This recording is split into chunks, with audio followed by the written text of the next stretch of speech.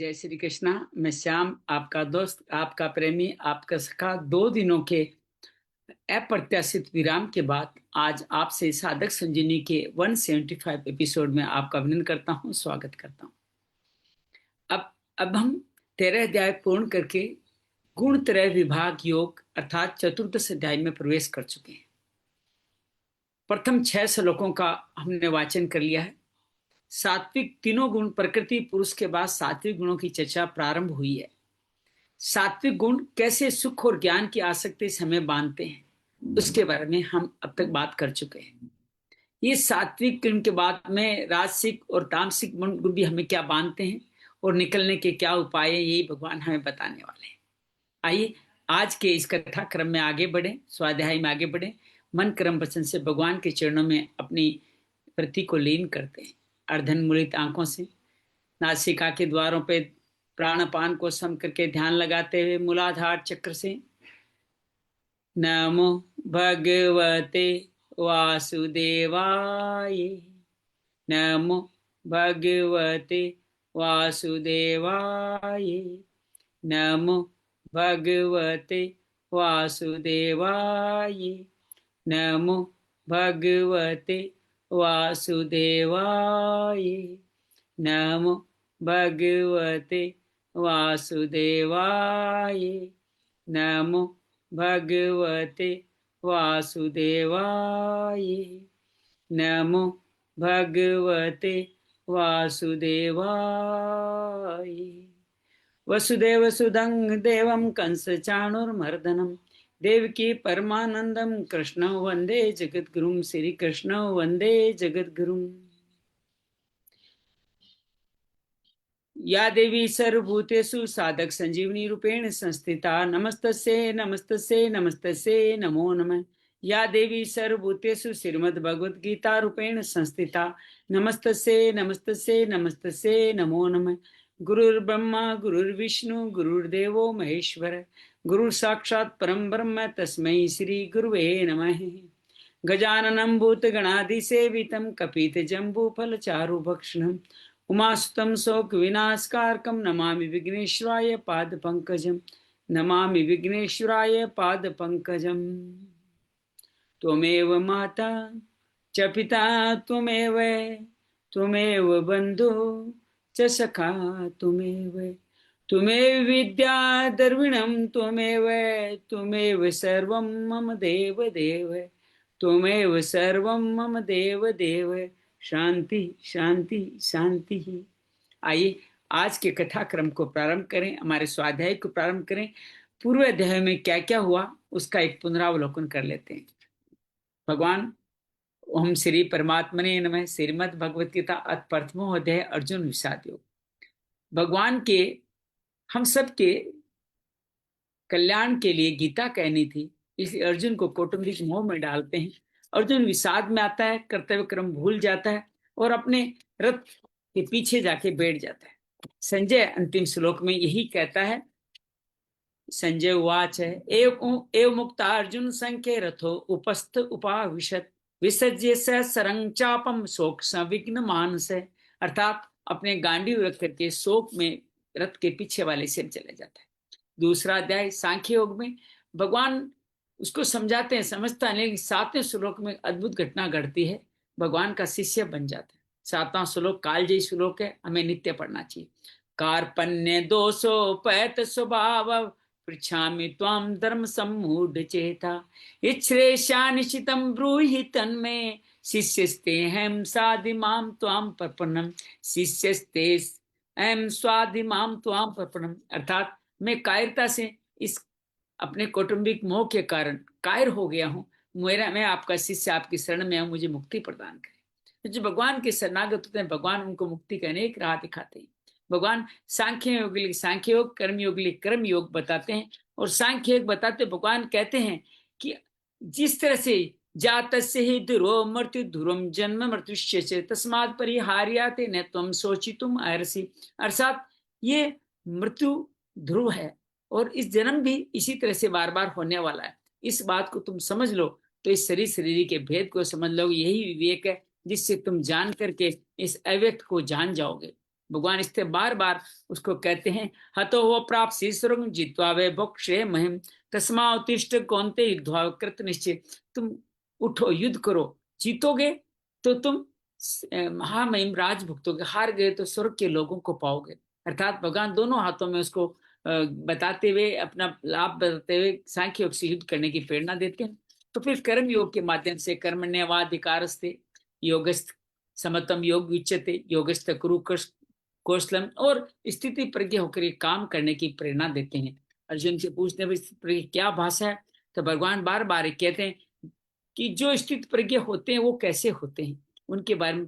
प्रसादे sir दुखाना हानिशोपजायते प्रसन्नचेत सो आशु बुद्धि पर्वतिष्ठते।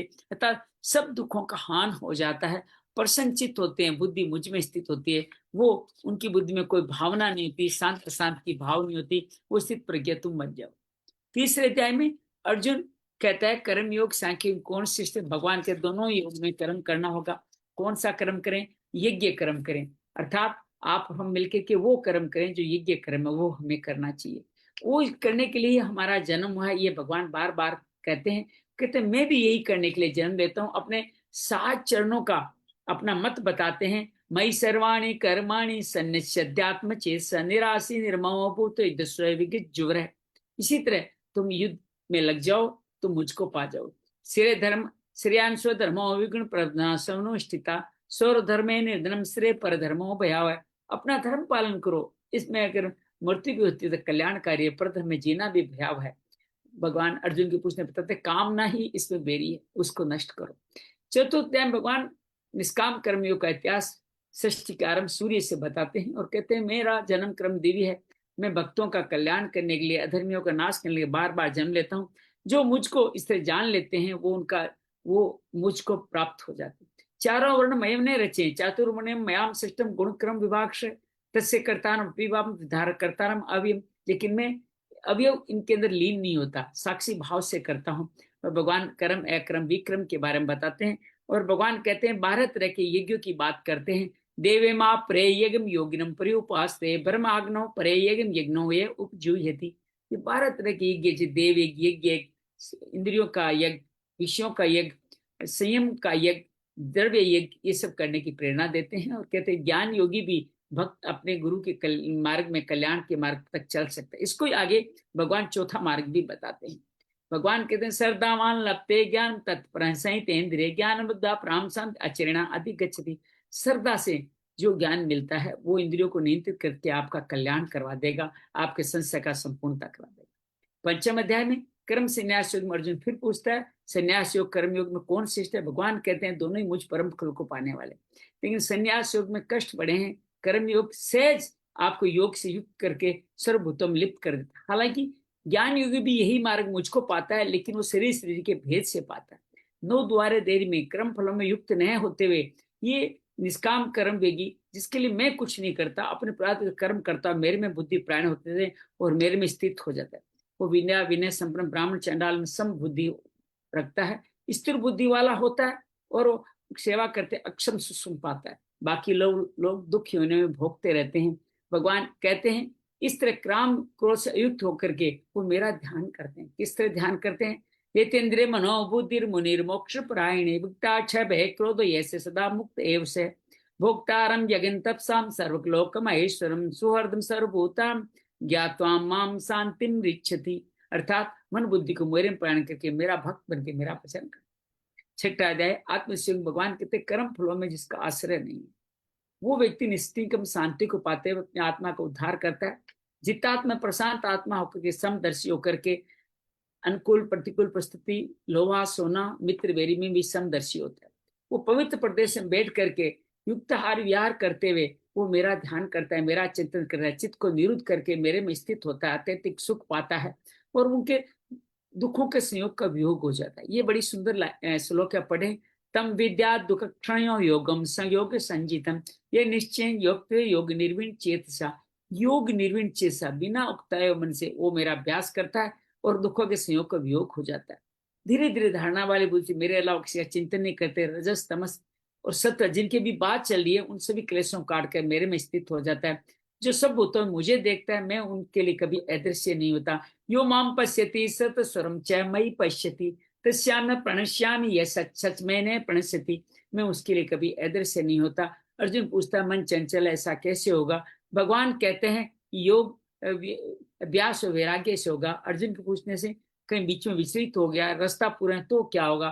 तो भगवान बड़ा सूत्र अच्छा कहते हैं, उसको हमें सबको सुनना चाहिए। पात नैवेत नामुत विनाशतस्य विद्यते, नहीं कल्याण कर्षित दुर्गति न तात गच्छति, मेरे इस मार्ग में चलने विनाश दुर्गति होती ही नहीं। वो चाहे योग्य कुल के रास्ते से जाए, सिरमानों के कुल के रास्ते जाए, अनेक जन्मों की यात्रा को पार करते हुए मुझको पा जाते हैं। योगी नाम आप सर्वैसा मत गते अंतर आत्मना सरदावान भजते युवाम सहते में युक्त तमो मत है। वो योगी लोग मेरे प्राण होते, मेरा भजन करते, मुझ में युक्त हो जाते। सप्तम अध्याय में भगवान ज्ञान विज्ञान योग के बारे में बताते हैं, जो मेरे पे आश्रित है, मेरे पे समर्पित है, उनके लिए मैं ज्ञान विज्ञान सब कुछ परमात्मा है, परमात्मा सिवा कुछ नहीं है, ये कह रहा हूँ। हजारों हजारों मनुष्य को एक सिद्ध इसको मानता है और मेरे तक पहुंच जाता है। बाकी अपरा प्रकृति पृथ्वी जल अग्नि वायु आकाश और उसके आधार इंद्रिया इंद्रियों के देवता में करके अपरा प्रकृति मोहित रहते हैं। वो हालांकि उन सब में मैं ही हूँ, गंध रस जल, जल की रस में, अग्नि में, तेज में, वायु में, शब्द में, सब जगह में, वेद में हूँ, ओंकार में हूँ, लेकिन सबका बलवान बल में हूँ, लेकिन वो मुझको नहीं जानते। क्यों नहीं जान पाते? कि यही जिसकी अभी बात चल रही है 14वें अध्याय में, ये चेव सात्विका भाव राजसास्ता तम शास्त्र मत एवेदि तान विधि न तुम न तेसु ते मई, सात्विक रजस तमस, ये मेरी माया बड़ी दूर थे, इसके कारण वो मुझको नहीं पहचानते। तो आपको कोई पहचानता भी क्या? हाँ, मुझे पहचानते हैं ना। चतुर्विद्या भजन्ते माम जनान सुखिनो अर्जुन, आर्तो जिज्ञासु अर्थार्थी ज्ञानी चे भरतर स्व, अर्थात अर्थार्थी आर्थ जिज्ञासु ज्ञानी मुझको भजते, चारों बड़े उदार है, लेकिन उनके अंदर ज्ञानी सर्वश्रेष्ठ मेरा ही अंश है। भगवान कहते हैं देवताओं को भजते हैं, वो भी फल मैं ही प्रदान करता हूँ, लेकिन वो फल नाशवान है। तो इस तरह से भूत भविष्य में मैं, वर्तमान में मैं विराजित हूँ। जो मुझको जान जाता है वो अपने पाप पुण्य कर्मों को खत्म करके मेरे अंदर जरा मरण मोक्षाय में अंत में मेरा भ्रमण करके मुझको पाता है। साधिभूत आदि देव मां साधिज्ञम चय विदु प्रयाण काले चयमा तय विधिरुक्त चेस, प्रयाण काल मेरा स्मरण करते मुझको पाता है। अक्षर ब्रह्म योग में अर्जुन पूछता अक्षर ब्रह्म क्या है? भगवान जिसने वृष्टि की संरचना करी वो अक्षर ब्रह्म, उसका पहला क्रम विसर्ग त्याग ही आदि क्रम है। उस अक्षर ब्रह्म को अध्ययन करना ही अध्यात्म। ये शरीर का स्थूल शरीर आदि भौतिक है, सूक्ष्म शरीर आदि देविक है, और जो पुरुष के रूप में, क्षेत्र के रूप में मैं विद्यमान हूँ वो अधिक है। जो मेरा स्मरण करते हुए प्राण त्यागते हैं उनको मेरे लोग जाते हैं, इसमें कोई संशय नहीं। क्योंकि जिस इसका स्मरण करेंगे उस लोक में जाएंगे, ये भी सत्य है। तो क्या करें? मन बुद्धि मेरे मार्ग मेरा भजन करे। भगवान अपना परिचय बड़ा सुंदर देते हैं इस 9वें श्लोक में। कविबम प्राण अनुशासितारम अनिर्यांसम समृद्धे सर्वस्य दातारम अचिंत्य रूपम आदित्य वर्णम तम संपरस्ता, तमस्य परे आदित्य वर्णन, जो अनुशासन करने वाला है, सर्वज्ञ है, सबका पालन पोषण कर, उसका भजन करो। सगुण निराकार, निर्गुण निराकार और सगुण साकार का अपनी बचना बताते हैं। और भगवान कहते हैं अंत में ओम का स्मरण करते मुझको पाते हैं। और जो जो लोग महात्मा लोग मेरा स्मरण करते सगुण साकार का, को दुखालयम ऐसा सबसे मुक्ति करा देता हूँ, पुनर्जन्म का नहीं होता, परम गति को प्राप्त हो जाता है। हल भरमा तक सारे लोग हालांकि पुनरावर्ती है, जो इन गतियों को जान जाता मोहित नहीं होता। वे देशु तपस्ु एव दानेषु यत्य पुण्य फलम प्रतिष्ठम अत्यतितर सर्वमिदम विदित्वा योगी प्रमस्थानम उपेति चाद्यम, वेद यज्ञ दान तप के सभी फलों का जो अतिक्रमण करके मुझको सौंप देते हैं, मेरे समर्पण कर देते हैं, वो मेरे को जान जाते हैं। 9वां अध्याय ज्ञान विज्ञान योग का ही एक्सटेंशन करते हैं। राज विद्या राजगुह्यम कहते हैं, ये गुह्यतम क्या है? भक्ति ज्ञान मैं तुम्हें कहने वाला हूँ, जो प्रत्यक्ष सुख में धर्म में सहज है करने में। अश्रद्धा वाले पुरुष को नहीं करते, वो बार बार मृत्यु संसार में लौटते रहते हैं। सब संसार में हूँ, सब संसार मुझ में नहीं, सब प्राणी में हूँ, सब प्राणी मुझ में नहीं। भगवान कहते हैं वायु की तरह सब प्राणी, आकाश की तरह मैं हूँ, सब मुझ में विचरण करते हैं। मैं कल्प के प्रारंभ में सबका सर्जन करता हूँ अपनी अध्यक्षता में, बिना तटस्थ भाव से मेरी अध्यक्षता में मैं सबका सर्जन करता हूँ। लेकिन जो मेरी अवज्ञा करके जानते नहीं है, मोग आशा मोग कर्माणो मोग ज्ञान चेत से राक्षिम आसुरीम चे प्रकृति मोहिनीम सीता, अर्थात व्यर्थ आशा, व्यर्थ कामना, व्यर्थ अविवेक के द्वारा वो फिर आसुरी राक्षसी मोहिनी वृत्ति को प्राप्त हैं। लेकिन जो मेरा भजन करते हैं वो भक्ति योग से, श्रवण योग से, लय योग से, ज्ञान योग से, कर्म योग से मुझको पाते हैं, क्योंकि मैं ही सबज का दाता, करता, पिता, मैं यज्ञ, ओंकार, वेद सबका निधान लक्ष्य में हूँ। मैं ही सूर्य की तरह तप के अंजल को तपाता हूँ। लेकिन लोग क्या करते हैं, वेदों में लिखे हुए स्वर्ग की कामना करते हैं, पुण्य कमाते हैं, स्वर्ग जाते हैं, पुण्य क्षीण होकर वापस धरती में आ जाते हैं। लेकिन जो मेरा भजन करते हैं वो कैसे होते हैं? अनन्याचित यंतो माम ये जना पर्युपास्ते तेसाम नित्यभियुक्तानाम योगक्षेम वहां में, उनका योगक्षेम मैं करता हूँ। देवताओं भजने वाले मेरा ए विधि पूर्वक भजन है, मेरा भजन सहज है। पत्रम पुष्पम फलम तोयम यो मे भक्त्या प्रेक्षति तम भक्त्यो अप्रतम अश्नामि परितात्म। पत्रम पुष्पम फलम, जल जो मुझे सदा से अर्पण करे, मैं उनको शुभ सुसभ फलों से मुक्त करके अपने इस लोक को पहुंचा देता हूँ। दुराचारी, प्याप योनि, शूद्र, वैश्य, स्त्रियां, ब्राह्मण, क्षत्रिय जो भी मेरा भजन करे मेरे लोक को आ जाता है। कैसे करें? मन बनावो मत भक्तो मध्याजी मान नमस्कुरु माँ में वेक्षी उत्तरेव मत्वात्मान मत परायण। अर्थात मेरे प्राणों को, मेरे भक्त मेरे नमस्कार, मेरे में जो युक्त हो जाते हैं उनको मैं प्राप्त हो जाता हूँ। विभूति योग, भगवान 10वें अध्याय में प्रवेश करते हुए भगवान कहते हैं कि तेरे हित की कामना से अभी भी मैं कुछ और कहना चाहता हूँ। मेरे जो कहने जा रहा हूँ उसको दानव महर्षि भी नहीं, अर्थात देवता महर्षि भी नहीं जानते। मैं अजन्मा हूं, जो नहीं, जो जानते हैं मुक्त हो जाते हैं। अपनी 20 विभूतियों के बारे में बताते हैं, सृष्टि की संरचना के बारे में बताते हैं, 4 सनकादि, 8 सप्तर्षि, 12 मनुओं के माध्यम से बताते हैं। और जो मुझको जानते मेरा भजन करते हैं। कैसे करें आपका भजन? मच्चिता मद्गत प्राणा बोधयंतम परस्पर परस्परम कत्यंच मानितम तुष्यंती च रमंती च। मेरे में चित्त लगाओ, मेरे प्राण हो जाओ, मेरी कथाओं का श्रवण कथन करो, संतोष और प्रेम धन प्रदान कर दूंगा। जो प्रीतिपूर्वक ये करते हैं उनको समता वाली बुद्धि प्रकाशवान कर देता हूँ। अर्जुन कहता है आप परम पवित्र परम भगवान, आप वो आदिदेव, आप वो, आपकी गाना आप ही नहीं सब महर्षि भी करते हैं। आपको देवता दानव भी आपकी महिमा को नहीं जानते, क्योंकि आप स्वयं ही स्वयं वे आत्मा आत्मान वेथत्व पुरुषोत्तम है, भूत भावन भूतेश देव देव जगत पदे। पंच देवों के माध्यम से आप विद्यमान हो, आप विभूतियों को स्वयं ही कह सकते हो। मैं सुनना चाहता हूँ। भगवान कहते हैं अनंत विभूतियां, मैं नहीं कह सकता। सबका आदि मध्य अंत में हूँ, सब संस्कृत चेतना में हूँ। संसार में जितनी विलक्षण वस्तु है वो सब की सब मेरे द्वारा ही स्थापित है। भगवान कहते हैं नान्तोस्तिमम दिव्या न विभूता नाम परंतप एस्तुदेश तत्प्रोक्त विभूतिर्विस्तरो मया। अर्थात सब कुछ विशिष्ट वस्तुएं, बलवान, ऊर्जावान, प्रकाशवान, सौंदर्यवान सब मेरे अंश से व्याप्त है। तुम मेरा भजन करो। 11वें अध्याय में अर्जुन कहता है कि आपके अनुग्रह पूर्ण वचन सुन के मेरा मोह नष्ट हो गया और मैं हे कमलेन में आपका आदि अंत जान रहा हूं। लेकिन आपके इस विश्व रूप को मैं, विशेष रूप को मैं देखना चाहता हूँ। अगर मेरे देवता देखना सक्षम है तो मुझे दिखा दीजिए। भगवान कहते लो देखो, मेरे अनेक वर्णों को देखो। अपने शरीर में समस्त सृष्टि को दिखाते, लेकिन अर्जुन देख नहीं पाता है, तो विज्ञान उसको दिव्य चक्षु प्रदान करते। संजय को भी दिव्य, नारायण नारायण, संजय को भी दिव्य चक्षु प्राप्त है। संजय कहता है योगेश्वर कृष्ण ने अर्जुन को अपना योगेश्वर रूप दिखाया, और रूप की वो पहले वर्णन करता है। अनेक वक्त नयनम दिव्याम दिव्य माल्याम्बरंध्रम विश्वतो मुखम के माध्यम से करता है। कहता हजारों सूर्य का प्रकाश दिव्य प्रकाश के बराबर नहीं है।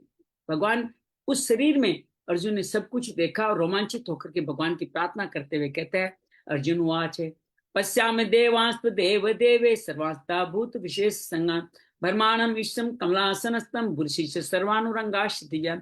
आपकी समस्त संसार को मैं आप पे देख रहा हूँ, ब्रह्मा विष्णु महेश को, समस्त ऋषियों और सर्प लोगों को भी देख रहा हूँ। आपके अनेक मुख हैं, अनेक नयन है, अनेक उदर है। आपके चतुर्भुजधारी भी आप हैं, सबके विश्व से परम निधान आप है। आप आदि मध्य अंत नहीं दिखाई दे रहा है, तेज से पूरा संसार व्याप्त है, तीनों लोग व्यथित है। देवता लोग भी आपके अंदर प्रवेश कर रहे हैं और सिद्ध संग आपकी स्तुति कर रहे हैं। रुद्र आदित्य विश्व 12 विश्वदेव, 8 वसु, 12 विश्वदेव, 10 विश्वदेव, 12 साध्य, ये गंधर्व यक्ष असुर सिद्ध संग आपकी विनती कर रहे हैं। आपके इस अद्भुत रूप से सभी लोग प्रलंबित हो रहे हैं। आकाश से लेके पृथ्वी, समस्त आकाश, समस्त दिशाओं में आप ही फैले हुए। आपके इस रूप को देख करके मुझे शांति नहीं प्राप्त करे। आप कालानल की भांति, आपके मुख में, आपकी दाढ़ों में मैं भयभीत हो रहा हूँ। ये प्रसिद्ध देवे जय जगन निवास से आप प्रसन्न हो जाइए। मेरे पांडव और कौरवों के मुख्य योद्धा, धृतराष्ट्र के समस्त पुत्र, द्रोण, भीष्म और कर्ण भी आपके मुख में प्रवेश करें। कई तो आपके चूर्ण की तरह चिपके दिखाई दे, जैसे नदियां समुद्र तरफ जाती है, जैसे पतंगा अग्नि तरफ जाता है, उसी तरह आप इन सब का आप प्रसाद ग्रहण कर रहे हैं। भगवान की स्तुति करता है, आख्यामि में को भगवान उग्र रूपो नमस्तुते देववर प्रसिद्ध है, विज्ञातुम इच्छा में भवंतम आद्यम नहीं प्रजानामि तम प्रवृत्तम। आप कौन हो, नहीं जानता, मैं आपको नमस्कार करता हूँ, अपना परिचय दे। श्री भगवान वाच है, भगवान कहता है कि मैं सबका अंत करने का बढ़ावा काल हूं। जो तुम्हारे सामने खड़े हैं ये भी वैसे भी जीवित रहने वाले नहीं। तुम आगे बढ़ो और श्रेय लो, निमित्त मात्र बन जाओ। निमित्त मात्र भव्य सव्य साचिन, द्रोण भीष्म जयद्रथ कर्ण। भगवान के लिए एक बात समझ में आती है, भगवान जीवन में कुछ भी करना चाहते हैं, स्वयं नहीं करते, वो पूरी परंपरा का फॉलो करते हैं और हमें निमित्त बनाते हैं। हमारे जो कुछ भी अच्छा कर्म हो रहा है उसके निमित्त हम होते हैं, और हमारे लिए कोई, हमारी शुद्धि के लिए कोई हमारी कठिनाई भी करेंगे, उसके लिए भी किसी को निमित्त बनाएंगे। तो जिसको निमित्त बनाया, जो आपको दुर्वचन कह रहा है, जो आपके लिए बुरा कर रहा है, वो भी भगवान के आदेश पे ही कह रहा है, ये बात सही है, वो भी निमित्त मात्र है। द्रोण भीष्म जयद्रथ सबको मार, बेरियों को आपने मार दिया। संजय कहता है, भगवान कहता है मार चुका हूं, निष्कंटक राज्य भोगो। संजय कहता है कि इस तरह से करके भयभीत अर्जुन उनकी फिर स्तुति करता है, कहता है स्थाने ऋषिके तो प्रकीर्त्या जगत प्रशय अनुरज्यते थे, रक्षांसि भीतानि दिशो दर्वन्ति सर्वे नमस्ते च सिद्ध संगा। अर्थात दसों दिशाओं में सभी लोग आपके नाम गुण लीला का ध्यान कर रहे हैं, प्रेम पा रहे हैं, और राक्षस आपको दुख के दूर भागते जा रहे हैं। आदि पुरुषो वायु अग्नि वरुण आपो अनंत वीर्य अमित विक्रम आप, आदि पीछे सबसे नमस्कार है। मैं आपकी अगली घटना करती क्षमा याचना की।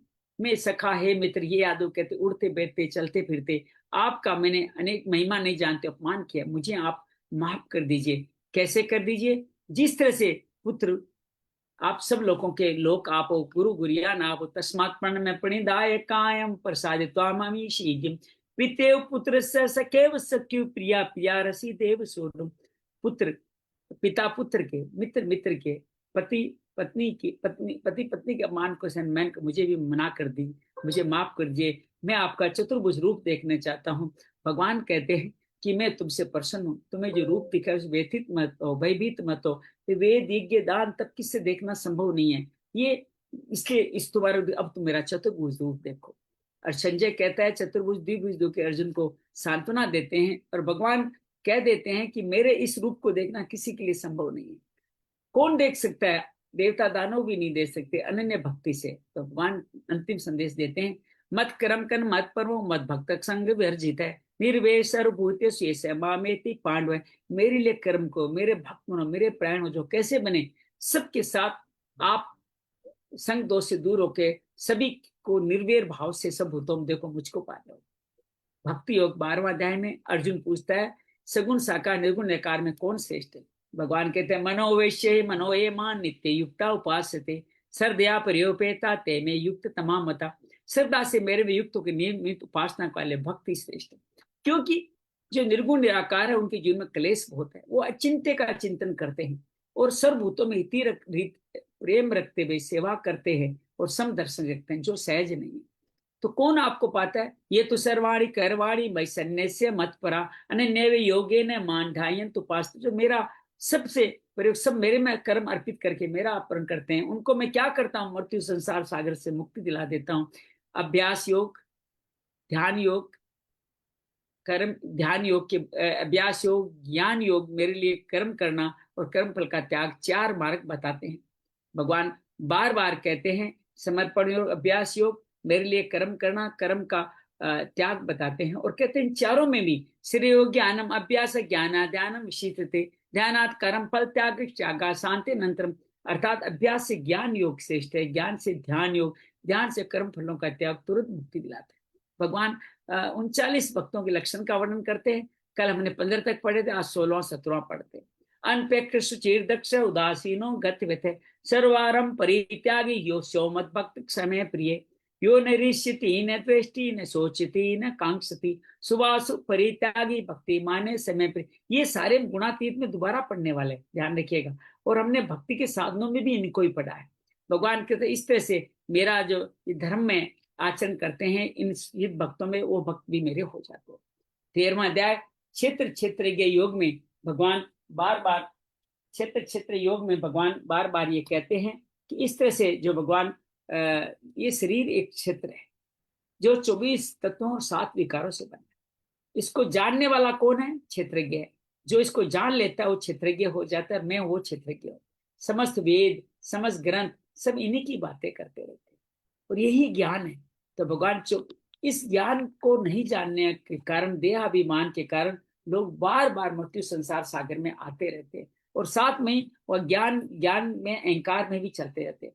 तो भगवान ने ज्ञान के 20 साधनों के बारे में बताते हैं। 7 विकार एक बार फिर याद कर ले। इच्छा, द्वेष, सुखम, दुखम, संघाष, चेतना, धृति, एत क्षेत्रम समासेन समासेन सविकारम उदाहरतम। इस तरह भगवान इनके बारे में बताते। अमानितम, अदम्भितम, क्षण शांतिर, आर्जम, आचार्योपासनम, शौचम, स्थिरम, आत्मविनिग्रह से। कहां तक? अध्यात्म ज्ञान, नित्यत्म, तत्व ज्ञानार्थ दर्शन, एतस ज्ञानमिति प्रोक्त अज्ञानम यद तो अन्यथा। ये भी साधन ही ज्ञान है, इसके अलावा सब अज्ञान है। फिर अपना परिचय देते हैं। गेयम, जिसको जानना है, जो जानने योग्य है। चित्र का परिचय दे, अनादि, अनंत है, अवयव है, सब भूतों में स्थापित है, सूक्ष्म से सूक्ष्म, बड़े से बड़ा, ज्योतिषमान, प्रकाशवान है। यही क्षेत्र ज्ञान और ज्ञ को जो जान पाता है वो मेरी भक्ति में लीन हो जाता है। फिर प्रकृति पुरुष का जिक्र करते हैं जो 14 अध्याय तक चलेगा। प्रकृति पुरुषम चे विद्यम अनादि उभापि विकारांश गुणाचे विधि प्रकृति संवान। प्रकृति के गुणों के विकार में हम पुरुष को इन्वॉल्व कर लेते हैं तो अनादि पुरुष भी जन्म मरण के सिलसिले में फंस जाता है। बाह्य करण, अंतःकरण के कर्मों के कारण हमारे कार्य करते हैं, हम उसको दृष्टा, अनुमंता, भर्ता, भोक्ता, महेश्वर बना के अपने युक्त करते। जो प्रकृति पुरुष को गुणों से जान जाते हैं वो भूत भविष्य में, वर्तमान भूत भविष्य सबको जान जाते हैं। वो मेरा भजन कर ध्यान है आत्मनिकष के चित आत्मा आत्मना अने सांख्य योग्य न कर्म योग्य न चार मार्ग, सांख्य योग, कर्म योग। और कहते हैं सांख्य योग, कर्म योग के साथ में वो ध्यान योग के द्वारा या संतों की शरण में जाकर के सुन करके मेरे को पाती। इस तरह से क्षेत्र क्षेत्र संयोग तत्विधि भरतर समय पूरा संसार स्थावर जंगम क्षेत्र क्षेत्र के अर्थात परा अपरा के संयोग से उत्पन्न हुआ है। और इस तरह से जो जान जाते हैं वो अपनी हिंसा नहीं करते। भगवान कहते हैं जो मुझको अकर्ता देखते हैं वो सही देखते हैं, जो अकर्ता नहीं देखते वो क्या करते हैं? यथा सर्वगतम सूक्ष्म आकाशम न उपलिप्ते सर्वास्तितो दे सर्वतताम न उपलिप्ते। मैं सब में अनादि निर्गुण के रूप में रहता हूँ। शरीर में कुछ करता न करोती न लिप्यते न करता हूँ न लिप्य होता हूँ। जो तो क्षेत्र क्षेत्र कैसे जाने? अंतर ज्ञान चक्षुषा, विवेक से ही जान सकते हो। भूत प्रकृति मुक्त विदुरियांते थे, मैं उनको मुक्ति प्रदान करता हूँ। आइए चतुर्दश अध्याय का जो रोज अध्ययन करते हैं उसको अध्ययन करने का भाव लेते हैं। अंजलि से निवेदन करेंगे चतुर्थ अध्याय के प्रथम 10 श्लोक आप हमारे लिए पढ़े, उसके बाद में सरला और निशु इसको संपूर्ण करें। जय चतुर्दश। श्री कृष्ण। जय श्री भैया जी। ओम श्री परमात्मने नमः। श्रीमद् भगवद गीता अथ चतुर्दशोऽध्यायः।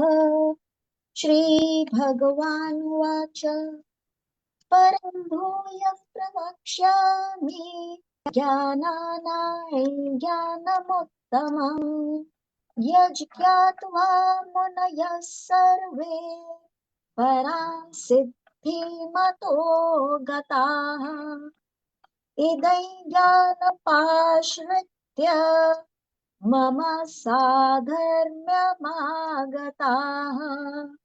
सर्गेऽपि नोपजायन्ते प्रलये न व्यथन्ति च मम योनिर्महद् ब्रह्म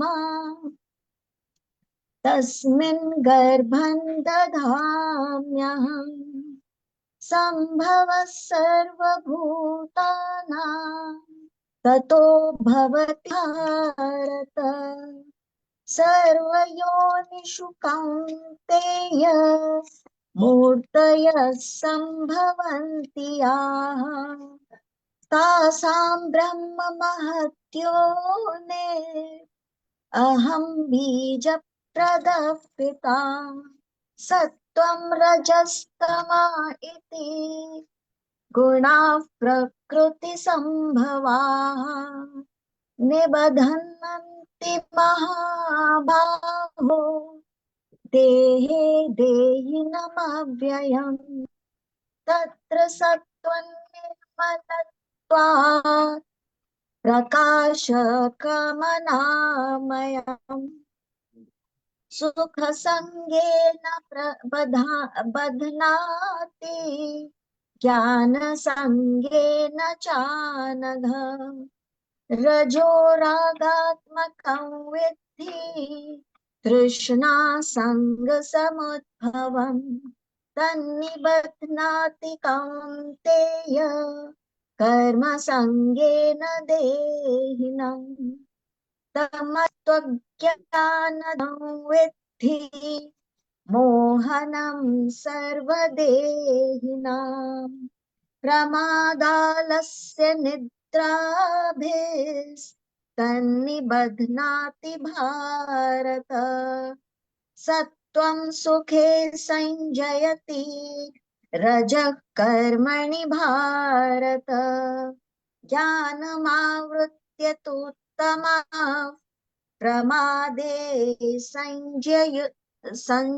संजयत्युत रजस्तमश्चाभिभूय सत्त्वं भवति भारत रजः सत्त्वं तमश्चैव तमः सत्त्वं रजस्तथा जय श्री चलो आगे पढ़ो, कृष्ण 11 से 20 तक पढ़िए।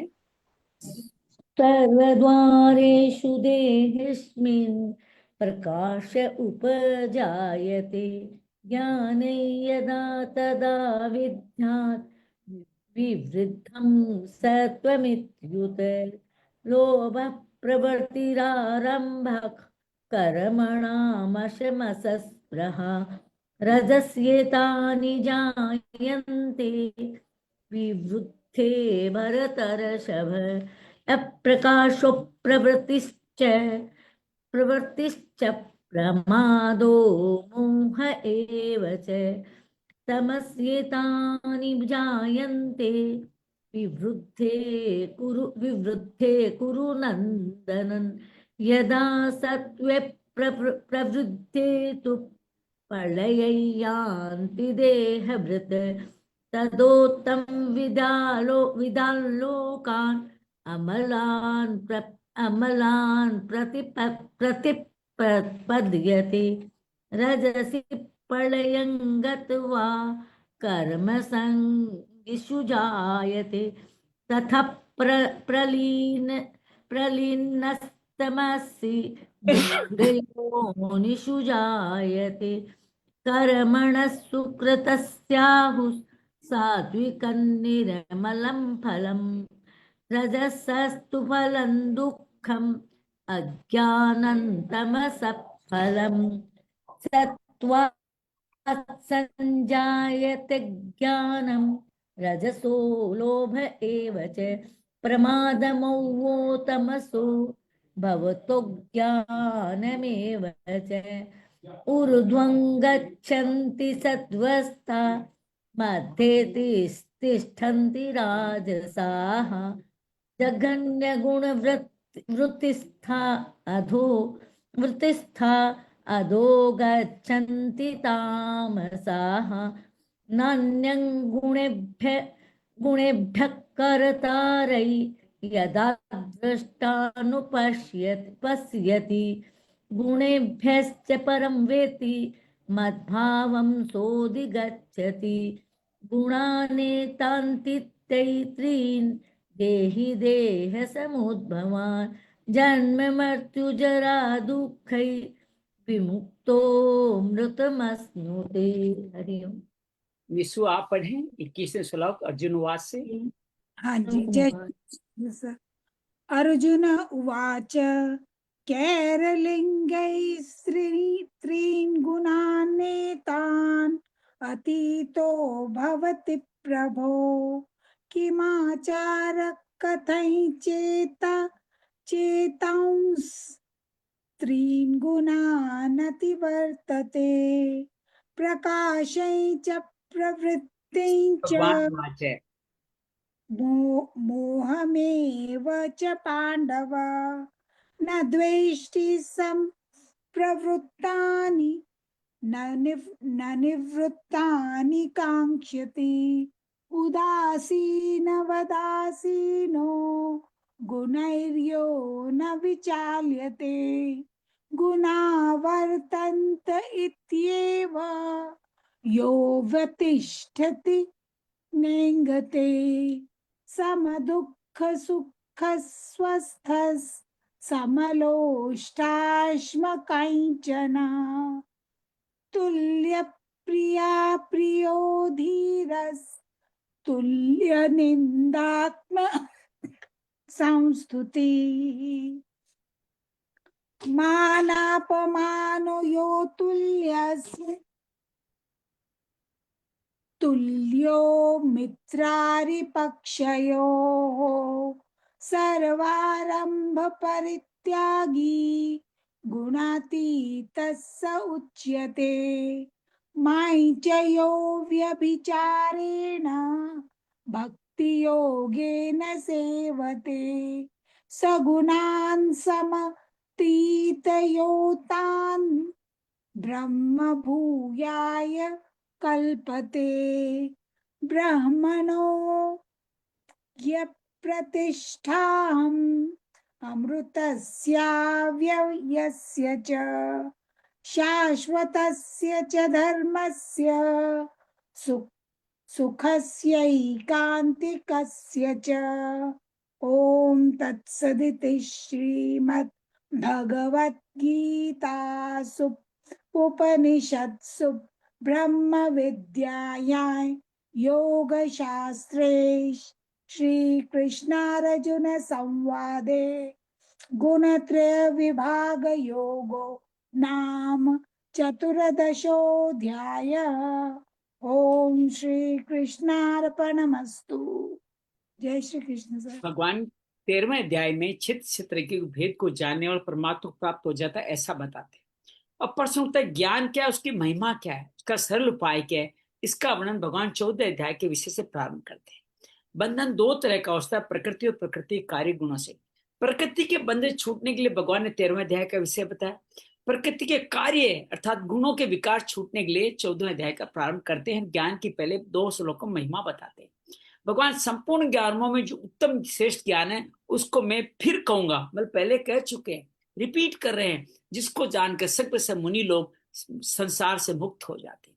इस ज्ञान की महिमा फिर बताते हैं। इस ज्ञान का आश्रय लेने के मेरी सहधर्मता क्या फल क्या है, मेरे जैसे बन जाते हैं। महासर्ग में भी वो जन्म नहीं लेते और प्रलय में व्यथित नहीं होते। इससे बड़ा इसका परिणाम कोई क्या ही बताएगा।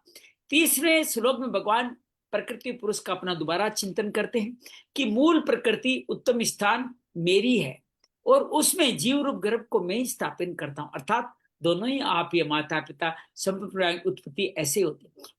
ये संसार की उत्पत्ति गए। अब हम सब की व्यष्टि उत्पत्ति के बारे में भी यही बात 4थे श्लोक में कहते हैं कि प्रकृति से उत्पन्न होने वाले सत्व रजस तमस, ये तीनों गुण ही इस अविनाशी देह को देह में बांध देते हैं। अर्थात जो परमात्मा है उसको कौन बांधेगा, पहले भी कहेगा है, तीनों गुणों के कारण ये बंध जाता है। और फिर भगवान समष्टि का के बाद वेष्टि का जिक्र करते हैं कि गुणों में सत्व गुण निर्मल होने के कारण सत्व गुण के बंधनों के बारे में बताते हैं। जो सत्व गुण क्या है, उनका परिचय निर्मल है, प्रकाश में है, निर्विकार। लेकिन ये ऐसा व्यक्ति भी, ये सत्व सुख भी क्या बंधन का कारण बनता है? जी हाँ, किसके कारण? सुख की आसक्ति का, ज्ञान की आसक्ति के कारण ये देही को बांध देता है, अर्थात उसको मुक्ति के रास्ते में नहीं। सात्विक सुख भी, सात्विक कर्म भी आपके लिए सुख की अनुभूति के कारण, ज्ञान के का कारण ये तकलीफ दे। आइए 7वें श्लोक में आगे बढ़ते हैं। कैसे राजसिक और तामसिक बांधते हैं उनको भी देखें। ये तीनों श्लोक बहुत अद्भुत है, जीवन का, हमारे जीवन जीने का मार्ग बन सकते हैं। 7वां श्लोक, रजो रागात्मक विधि तृष्णा संग समुद्भवम् तन्निबध्नाति कौन्ते कर्म संज्ञेन देहिन। हे कौन्ते, हे कुंती नंदन, तृष्णा और आसक्ति को पैदा करने वाले रजस क्या करता है? तृष्णा, लालसा और आसक्ति, अर्थात बार बार यही कार्य करो, राग स्वरूप। इन रजोगुण को राग स्वरूप समझो। ये तृष्णा और आसक्ति किसके एजेंट है? राग के। और वह कर्मों की आसक्ति से देही को बांधता है। कर्म करने में आसक्ति, कौन सा कर्म? जो तृष्णा से उत्पन्न हुआ है, जो आसक्ति उत्पन्न है, उसको करके जो रजस कर्म करता है, ये बांधता है। रजो रागात्मक विधि, ये रजोगुण राग स्वरूप है, अर्थात किसी व्यक्ति, वस्तु, परिस्थिति, घटना, क्रिया आदि में जो प्रियता पैदा होती है, ये घटना बार बार घटे शरीर के सुख के लिए, संसार के सुख के लिए, मान प्रतिष्ठा, ये सब प्रियता रजोगुण का स्वरूप है। रागात्मक कहने का तात्पर्य है जैसे स्वरूप स्वर्ण के आभूषण स्वर्णमय होते हैं, वैसे ही रजोगुण रागमय है। रजोगुण का एक नाम दे तो राग है। पातंजलि योग दर्शन में भी क्रिया को रजोगुण का स्वरूप कहा गया। प्रकाशस्थितम क्रियास्थितम शीलम भूतेन्द्रियात्मक भोगाव भो उपवर्ग अर्थम दर्श्यम। योग दर्शन के दूसरे पाद, जिसको समाधि साधन पाद कहते हैं, 18वां श्लोक में कहा गया, श्रीमद् भगवत गीता में भगवान ने क्रिया मात्र को गौण रूप से रजोगुण मानते हैं, राग को ही रजोगुण का स्वरूप है। वो क्रिया से होगा क्या? अल्टीमेटली राग ही तो होने वाला है। श्रीमद् भगवत गीता की एक बहुत बड़ी विलक्षणता है, किसी मत का खंडन नहीं करते, अपनी मान्यता प्रकट करते, अर्थात किसी की लाइन को काटते नहीं है भगवान, एक नई मान्यता खड़ी कर देते हैं। गीता भगवान ने क्रिया को भी रजोगुण माना है। लोभ प्रकृति आरंभक कर्मणाम, और क्रिया को सात्विक ही बताया। इससे दोष क्रियाओं में नहीं है, परंतु राग आ सकते हैं। आप कोई भी कार्य करें, आप खाना खा रहे हैं, इसमें दोष नहीं। वो खाना खाने की बार बार इच्छा से ज्यादा खा रहे हैं, दोबारा वही मांग रहे हैं, ये राग है। खाने की क्रिया दोष में नहीं है, राग पूर्ण किए हुए कर्म ही मानते हैं। तात्पर्य क्या है? मनुष्य कर्मों की आसक्ति फल इच्छा से बनता है, कर्म करने मात्र से नहीं बनता। राग न रहने से संपूर्ण कर्म करते मनुष्य नहीं बनता, और क्रिया मात्र बंधन कारक होती तो जीवन महापुरुष भी तो कोई कोई क्रिया करते थे, वो भी बन जाते। भगवान के द्वारा जो सृष्टि की रचना है वो भी तो कर्म है। अवतार लेकर वे भी क्रिया अर्थात लीलाएं करते, लेकिन कर्मों में आसक्ति नहीं है, इसलिए भगवान कर्म फल में नहीं बनते। 18वें अध्याय के 23 से 24 से 25 श्लोक में भगवान राजसी, सात्विक, राजस, तमस, इन 3 प्रकार के कर्मों का वर्णन किया है। अगर मात्र कर्म ही रजोगुण होते, फिर सात्विक तमस में भेद कैसे होता? सिद्ध और गीता मुख्यतः राग को ही रजोगुण समझती है। किसको समझती है? राग को। इसलिए योगस्थ कुरु कर्माणि संग त्यक्त्वा, पदों में आसक्ति का त्याग कर कर्तव्य कर्म करने की आज्ञा दीजिए। निष्काम कर्म से किए कर्म युक्त करने वाले होते हैं, मुक्त करने वाले होते हैं। इसी अध्याय के 22 श्लोक भगवान ने कहा, प्रवृत्ति अर्थात क्रिया करने का भाव उत्पन्न होने पर भी गुणातीत पुरुष का उसमें राग नहीं होता। तात्पर्य ये हुआ, गुण से जो अतीत होते हैं वो रजोगुण के प्रभाव से परिवर्तित होती है, पर राग नहीं होती। गुणातीत भी कार्य करते हैं लेकिन राग नहीं रखते। गुणातीत होने में सहायक होने पर भी सत्व गुण को सुख और ज्ञान की आसक्ति से बांधने वाला कहा गया, इसे सिद्ध हो सकता है आसक्ति ही बंधन कारक, सत्व गुण स्वयं नहीं। तब भगवान यहाँ राग को ही रजोगुण का मुख्य स्वरूप जानने के लिए कहे। तो रजोगुण क्या है? राग है।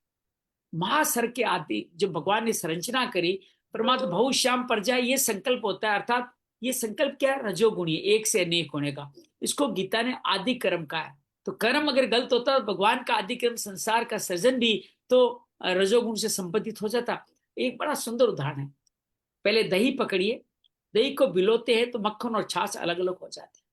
ये सृष्टि गुण की रजोगुणी संकल्प से प्रकृति में जो क्षोभ उत्पन्न होता है, सत्व रूपी मक्खन, तमो रूपी छाछ अलग हो जाते हैं। दही क्या हो गया? दही हो गया आपकी क्रिया, कर्म, जिसको आप रजस भी कह सकते हो। तो रजस क्या करता है? सत्व को अलग करता है, तमस को अलग करता है। आप सत्व की तरफ जाना चाहते हो, तमस की तरफ जाना चाहते हो, दोनों रास्ते सत्व से खुलते हैं। सत्व गुण से क्या होता है? सत्व गुण कहाँ पे है? अंतःकरण और ज्ञानेन्द्रिया। अंतःकरण कौन सा? चतुष्ट अंतःकरण, मन, बुद्धि, चित्त, अहंकार, 4। और ज्ञानेन्द्रिया कौन सी है? नासिका, जीभ, आंखें, त्वचा और श्रवणेन्द्रिया। ये 5 और 4 क्या है? ये अंतःकरण है आपके। इन अंतःकरण के माध्यम से ये अंतःकरण किसको संचालित होते, किससे संचालित होते हैं? सत्व गुण से। जब इंद्रिया, मन, बुद्धि, अहंकार से कोई कार्य करोगे वो सत्व गुण से संचालित होंगे। कर्मेंद्रिया, हाथ, पैर, मुंह, वायु, उपस्थ अर्थात जननेन्द्रिया, हाथ, पैर, ये सब क्या है? ये रजोगुण से होती है। इनके माध्यम से ये बीच का शरीर जो है, इनके माध्यम जो भी कार्य करते हो रजोगुण का कार्य है, ये मान लीजिए। क्यों? कर्म किससे करोगे? इससे राग किससे होगा? इन्हीं कामों का राग होगा। और स्थूल तमोगुण क्या? स्थूल पदार्थ, जिसमें शरीर का निर्माण होता है, अर्थात पृथ्वी, जल, अग्नि, वायु, आकाश, ये तमोगुण से उत्पन्न होता है। तीनों गुणों से संसार के समस्त पदार्थों की उत्पत्ति होती है। मास्टर के आदि भगवान का सृष्टि स्वरूप कर्म भी स्वतः राग रहित। भगवान भी तो यही कार्य कर रहे तीनों गुणों का, लेकिन वो राग रहित होने का वो कर्म कहलाता है, आदि कर्म कहलाता है। तृष्णा संगत समुद्भव, प्राप्त वस्तु, व्यक्ति, पदार्थ, परिस्थिति, घटना आदि बने रहे और भी मिलते रहे। कल मैं काशी में था, काशी का एक बड़ा सुंदर पदार्थ है मलइयो, जिसको दिल्ली में दौलत की चाट कहते हैं, जो सर्दी में ही बनता है। ओस में कारण दूध को मत्थे मत्थे वो एकदम हल्का सा बनता है। अब मैंने बहुत पहले खाया था, कल खाने की इच्छा हो गई, मैं हालांकि मीठा लेता नहीं। तो ये क्या था? ये राग था, ये रजोगुण था, ये राग था जिसको मैंने वहां पे लिया। तो तात्पर्य आज देखा कि हाँ, शरीर पे इसका फर्क, रागात्मक फर्क पड़ा है। प्राप्त व्यक्ति आदि बने रहे और भी मिलते रहे, ऐसे जीवी प्रतिलाभ लोभ अधिकाई की तरह तृष्णा पैदा हो जाती है। इस प्रकार तृष्णा से फिर वस्तु आदि में आसक्ति पैदा होती है। व्याकरण के अनुसार भी तृष्णा संगत संगत समूह उद्भव के दो अर्थ होते हैं, जिससे तृष्णा आसक्ति पैदा होती है, अर्थात तृष्णा आसक्ति को पैदा करने वाला, और जो तृष्णा आसक्ति से पैदा होने वाला है, वो दोनों ही राग है। जिनसे तृष्णा आसक्ति पैदा होती है और तृष्णा दोबारा वही चीज खाने की इच्छा होती है, वो दोनों ही राग है। तृष्णा संगच्य समद्भव सतमात, जैसे बीज और वृक्ष अनन्यो अन्य कारण है। जैसे बीज से वृक्ष पैदा होता है, वृक्ष से फिर बहुत बीज पैदा हो जाते हैं, ऐसे राग शुभ रजोगुण से तृष्णा आसक्ति पैदा होती है। तृष्णा आसक्ति से फिर रजोगुण बहुत बढ़ जाता है। थोड़ा किससे हुआ, कुछ खाया, उससे आसक्ति हो गई, फिर दोबारा खाया, बार बार आपके खाने की इच्छा करने लग जाती है। तात्पर्य दोनों एक दूसरे को पुष्ट करने वाले हैं, उपयुक्त दोनों अर्थ ही ठीक है। तन्नी बदनाति कौनते गर्म संज्ञेन देह, रजोगुण कर्मों के आग से शरीर आदि को बांधता है। रजोगुण के बढ़ने से ज्यों ज्यों तृष्णा और आसक्ति बढ़ती है, त्यों त्यों मनुष्य कर्म करने की प्रवृत्ति बढ़ती है। कर्म करने की प्रवृत्ति मनुष्य नए नए कर्म करना शुरू कर, सुबह शुभ परित्यागी खत्म हो जाता है, फिर रात दिन इसी प्रवृत्ति में फंसा रहता है। मनुष्य मनोवृत्तियां बार बार रात को उठ उठ के मोबाइल देखना, उसके रील देखना, ये क्या है? ये तृष्णा आसक्ति रजोगुण का कारण है। मनोवृत्तियां रात दिन नए आरंभ करने चिंतन में लगी रहती है। ऐसी अवस्था में अपना कल्याण उद्धार करने का अवसर ही नहीं मिलता। रजोगुण कर्मों की सुख आसक्ति से शरीरधारी को बांधता है और जन्म मरण में ले जाता है। साधक को क्या करना चाहिए? प्राप्त परिस्थिति के अनुसार निष्काम भाव से करते हुए कर्म तो कर देना चाहिए, पर सुख और संग्रह भोग के लिए नए कर्मों का आरंभ नहीं करना चाहिए। इसलिए सुबह शुभ परित्यागी, शुभारंभ परित्यागी, भगवान ने 12वें अध्याय में कहा। देहीनम पद का क्या तात्पर्य? देह से अपना संबंध मानने वाले देही को रजोगुण कर्मों की आसक्ति से बांधता है। सकाम भाव से कर्मों को करने में भी एक सुख होता है, इस कर्म का अमुक फल भोगोगे, इस फलाशक्ति में एक सुख होता है। इस कर्म फल सुख मनुष्य बंध जाता है। कर्म की सुखास्ते छूटने के लिए साधक क्या विचार करे कि ये पदार्थ व्यक्ति उपस्थित कितना कितने दिन हमारे साथ रहेंगे। सब ऐसे प्रतिक्षण अदृश्य, जीवन प्रतिक्षण मृत्यु की ओर जा रहा है, सरग प्रलय की ओर जा रहा है, महासरग प्रतिक्षण महाप्रलय की ओर जा रहा है। आज जो बाल्य युवा आदि अवस्थाएं चली गई, ये फिर नहीं मिलने वाली। जो समय चला गया वो फिर नहीं मिलने वाला। बड़े बड़े राजा महाराजा धनों को, अंतिम दशा को याद करने से, बड़े बड़े राजमहल, कभी आप जाओ ना महलों को देखने, खंडरों को देखा करो कि इसमें कौन कौन राजा रहा करता था, कितना बड़ा पुण्य प्रताप था। दिल्ली में जाओ ना, इंद्रप्रस्थ में जो पुराना किला देखो, वहां पांडवों का आपको काल दिखाई देगा। तो पांडव भी चले गए। ये लाल किला जाओ, क्या मुगल भी चले गए, सब लोग चले गए। वह दशा इस शरीर की, हमारे मकान की भी यही दशा होने वाली है। इनके प्रलोभन में पड़ के अपनी शक्ति बुद्धि समय को हमने बर्बाद किया, ये बड़ी भारी हानि हो गई। ऐसे विचारों से साधक के अंतर्गण में सात्विक वृत्तियां आती है, कर्म संग से ऊंचा हो जाता है। अगर मैं रात दिन नए नए कर्म करने में लगा रहूंगा तो मेरा मनुष्य निरर्थक चला जाएगा। उन कर्मों का आज मेरे को न जाने किन किन योनियों में जाना पड़ेगा, कितनी बार जमना पड़ना पड़ेगा। इसलिए मुझे संग्रह सुख भोग के नए नए कर्मों का आरंभ नहीं करना है, पर प्राप्त स्थिति के अनुसार अनासक्त भाव से कर्तव्य कर्म करना है। ऐसे विचार साधक कर्म आसक्त ऊंचा हो जाता है। तो रजोगुण कर्मों के संग से मनुष्य को बांधता है। तो सात्विक कर्म में भी अगर आपने सुख की आसक्ति करी तो वो भी बंधन कारक होते हैं। संग नहीं हो तो कर्म बंधन कारक नहीं होते। कर्म योग से मुक्ति हो जाती। कर्मों का, उन फलों का संग न होने से ही कर्म योग होता है। तो अब आज एक श्लोक और पढ़ेंगे, तमोगुण का बंधन भी समझ लेते हैं। श्लोक 8। तमस्त्व ज्ञान जम विद्धि मोहनम सर्वदेहिना परमाद आलस्य निद्राभिस्तन्नी बदनाति भारत। हे अर्जुन, संपूर्ण देहधारियों को मोहित करने वाले तमोगुण को अज्ञान से उत्पन्न होने वाला समझो। वह प्रमाद आलस्य निद्रा के द्वारा देह को अपना संबंध मानने वालों को बांधता है। क्या 3 मार्ग हैं? प्रमाद, आलस्य, निद्रा। तमस्त ज्ञान जम विद्धि मौनम सर्वदेहिना। सत्व गुण रजोगुण दोनों को तमोगुण से, इन दोनों से तमोगुण अत्यंत निकृष्ट अर्थात नीचा बताया गया है। ये तमोगुण किससे पैदा होता है? अज्ञान से, अर्थात बेसमझी से, मूर्खता से। और संपूर्ण देहधारियों को मोहित कर देता है। अर्थात सत असत, कर्तव्य अकर्तव्य अर्थात विवेक होने ही नहीं देता। इतना ही नहीं, संसारिक सुख भोग संग्रह में नहीं लगने देता, राजस सुख में भी नहीं जाने देता। फिर सात्विक सुख की तो बात ही क्या है। ये लोग पड़े रहते हैं, आलस्य करते हैं, फिर वो सात्विक भी नहीं करने देते, राजसिक भी नहीं करने देते, अर्थात कर्म नहीं करने देते, तो सात्विक में कहां से जाने देंगे। वास्तव में तमोगुण के द्वारा मोहित होने की बात केवल मनुष्यों के लिए। कल एक संत और कह रहे थे कि ये जो बाकी सब तो भोग के लिए बने, वो आलस्य निद्रा नहीं करे तो करे, उनके लिए कोई कर्म नया बनने वाला नहीं है। मनुष्य में ही नए कर्म बनने वाले हैं, क्योंकि दूसरे प्राणी स्वाभाविक रूप से तमोगुण से मोहित होते ही है। तो फिर यहाँ सर्वदेही नाम पद देने का क्या तात्पर्य। जिन मनुष्यों में सत असत, कर्तव्य कर्तव्य का विवेक नहीं है, वे मनुष्य होते हुए भी 84 लाख योनि वाले प्राणियों के समान ही है। कैसे? जैसे पशु पक्षी आदि प्राणी खा पी लेते हैं, सो जाते हैं, ऐसे ये लोग मनुष्य करते हैं। प्रमादाल आलस्य निद्रा तन्नी बदनाथी, अर्थात ये तमोगुण प्रमाद आलस्य निद्रा के द्वारा संपूर्ण देहधारियों को बांध देता है। प्रमाद दो तरह का होता है। पहला, न करना, जिस काम को अपना और दुनिया का अभी और परिणाम हित होता है, ऐसे करते हुए कर्मों को प्रमाद के कारण नहीं करना। जो अच्छे कार्य है उनको न करना प्रमाद है। और करने लायक न करने लायक काम को करना, अर्थात जिस काम से अपना और दुनिया का अभी और परिणाम अहित होता है, ऐसे कर्मों को करने लग जाता है। जो कार्यम कर्म न करना, अकार्यम कर्म करना। न करने वाले लायक भी दो तरह के होते हैं। व्यर्थ खर्च करना, अर्थात नशा करना, बीड़ी गांजा आदि, नाटक सिनेमा खेल आदि में धन खर्च करना। व्यर्थ क्रिया करना, ताश चौपड़ खेलना, खेल कूद करना, बिना किसी कारण से पशु पक्षी को कष्ट देना, तंग करना, स्वार्थ से छोटे मोटे पेड़ पौधे नष्ट करना, ये सब व्यर्थ क्रिया क्या है? तमोगुण का ही स्वरूप है। आलस्य प्रमाद का, तमोगुण में भी प्रमाद का। आलस्य दो तरह का होता है। सोते रहना, निकम्मे बैठे रहना, आवश्यक काम नहीं करना, और ऐसे विचार रखना फिर कर लेंगे, अभी तो बहुत समय है, अभी बैठे हैं, इस तरह का आलस्य मनुष्य को बांधता है। और निद्रा के पहले शरीर भारी हो जाना, वृत्तियों का भारी होना, समझने की शक्ति से नहीं रहना, इस तरह का आलस्य दोषी नहीं है, क्योंकि आलस्य आता है, मनुष्य करता नहीं।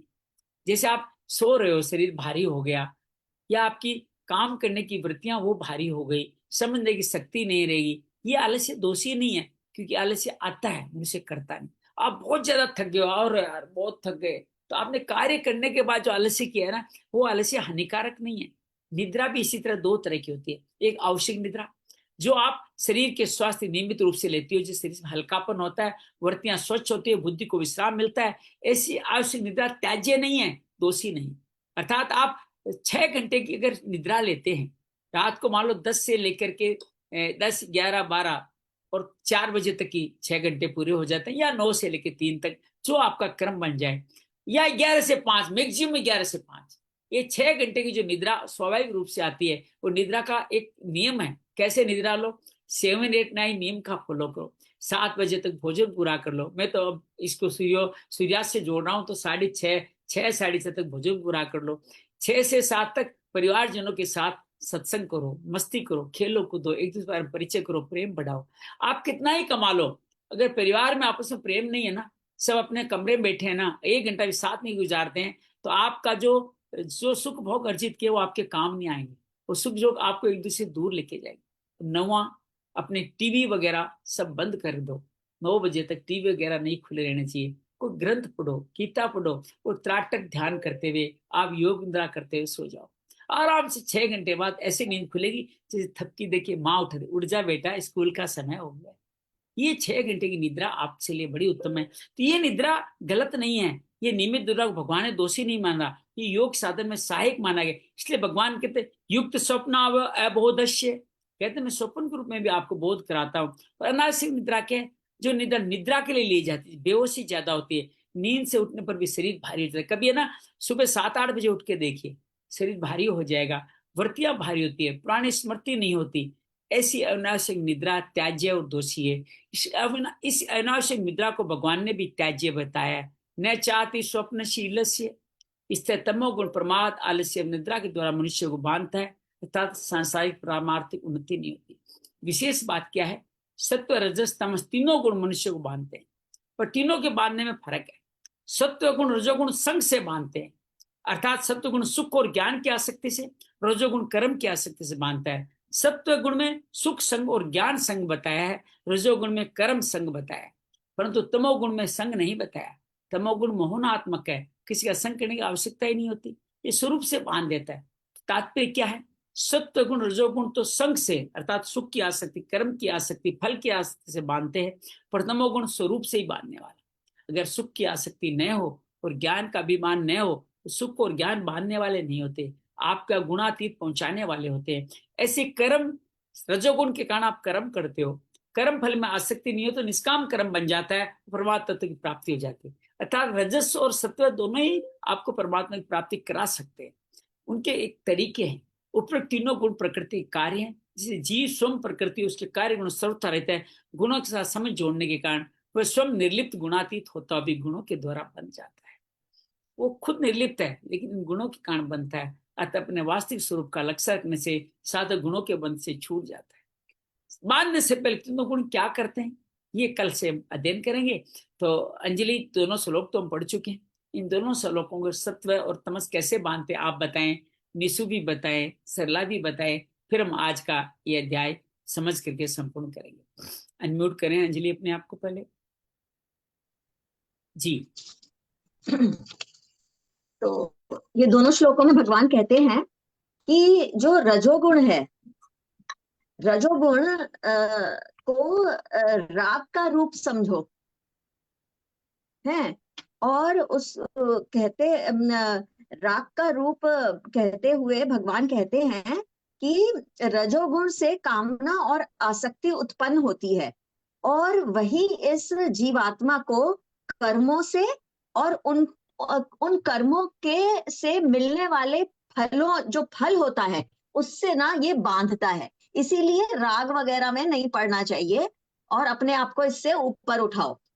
आगे इसमें आगे श्लोक में कहते हैं कि इसमें तमोगुण, 8वें श्लोक में भगवान ने तमोगुण जीवात्मा को कैसे बांधता है इसके बारे में कहते हैं कि जो मनुष्य देह अभिमान में रहते हैं उनको तमोगुण मोहित करता है, और अज्ञानतावश वे मनुष्य अपने कर्तव्य से भटक जाते हैं और वे प्रमाद, आलस्य, निद्रा जैसी अवस्था में पढ़कर उन ऐसी अवस्थाओं से वो बंध जाते हैं। तो ऐसा नहीं है कि रजोगुण और तमोगुण वालों को मुक्ति प्रदान नहीं होती है, वो उनको मुक्ति प्रदान हो सकती है अगर वो इन सब से निवृत्त हो जाएं, ऊपर उठ जाएं और इन सब चीजों को त्याग दें।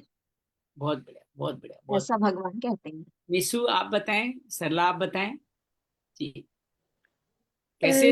इसमें कहते हैं कि रजोगुण इच्छा और लोभ को जन्म देता है। रजोगुण राग का भी एक रूप है, जिसमें मनुष्य फल की इच्छा से कर्म करने में बन जाता है और जन्म मृत्यु के चक्कर में पड़ जाता है। ये कहते हैं कि हम यदि किसी वस्तु या व्यक्ति में हमें जो मोह, मतलब हमें जो अच्छी लगने लग जाती है, वह अच्छापन ही हमारा एक रजोगुण है।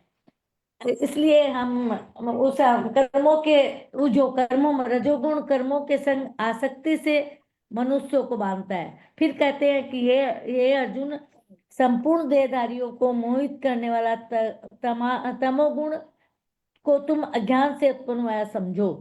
जब सत्व गुण हमारा प्रबल होता है तो ज्ञान सुख मिलता है, वह परम सत्व की तरफ चलने लगता है, जिससे वह धीरे धीरे गुणों से ऊपर उठने लगता है। जो व्यक्ति तीनों के प्रभाव से, ये प्रमाद, आलस्य, निंदा, तीनों के प्रभाव को समझकर उनसे अप्रभावित रहता है और परमात्मा की भक्ति करता है, वह परम पद को प्राप्त करने योग्य हो जाता है, क्योंकि वह तीनों लोगों के बंधन को तोड़ देता है। बहुत बढ़िया, बहुत बढ़िया। कुछ आगे बढ़ गए आप। निशु आप बताएं दोनों श्लोकों में क्या क्या कहा गया। में ये जो 3 श्लोक है ना, इनमें कृष्ण जी कहते हैं कि जिसके जो आत्मा सतोगुण से प्रभावित होती है या जिसमें सत्वगुण ज्यादा होते हैं, वो बहुत ही शुद्ध होती है और प्रकाशित होती है और वो मेरे बहुत करीब होती है। और जो रजोगुण है, रजोगुण से बहुत कामनाएं मतलब कामनाओं की इच्छा होती है और बहुत लोभ उत्पन्न होता है, जिसके कारण जो जीव आत्मा है वो कर्मों के बंधन में बंध जाती है। और जो तमोगुण है उससे आलस्य और आलस्य प्रमाद। सर प्रमाद का क्या मतलब हुआ? परमात्मा का मतलब जो कार्य करना है वो नहीं करना, न करने वाला कार्य करना, कार्य ओके। कर्म नहीं करना, अकार्यम कर्म करना। हाँ, उससे जीवात्मा प्रमाद, आलस्य और निद्रा से बंध जाती है। तो अगर हमें ईश्वर के समीप जाना है तो हमें इन सिर्फ सत्व गुण की तरफ जाना चाहिए और रजोगुण और तमोगुण को कम करना चाहिए अपने।